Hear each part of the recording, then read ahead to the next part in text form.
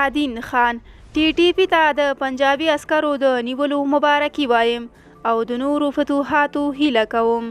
د کندهار پخوانی امنیه قمندان او د مشهور پاکستان ضد افغان جنرال عبدالرازق ورور تادین خان د پاکستان د طالبانو تحریک ته د پنجابي عسکرو د نیولو مبارکي ورکړې ده. تادین خان پر خپل ټویټر پاڼې لیکلي ټي ټي پي اتلو او زړورو مجاهدینو ته د زړه له کومې د دغه پنجابي عسکرو د نیولو مبارکي وایم. نوموړي زیاته کړې باید نور هم ورباندې عملیات وکړي تر څو لا هم نورې بریاوې په برخه شي.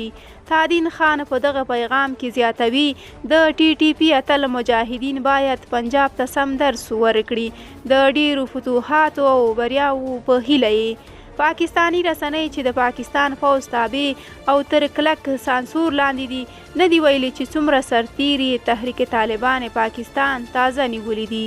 جنرال تادین خان هم په دې اړه ډیر جزئیات نه دي ورکړي.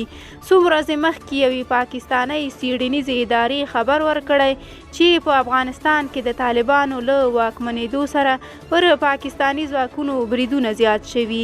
د پاکستان تحریک طالبان یو شمیر سرچینو ویلي چې دوی د افغان طالبانو یوه څانګه ده. د طالبانو امارت دغه څرګندونې رد کړي خو ویل کیږي چې د پاکستان ضد یو شمیر ډلې د پاکستانی طالبانو پټ ملاتړ کوي.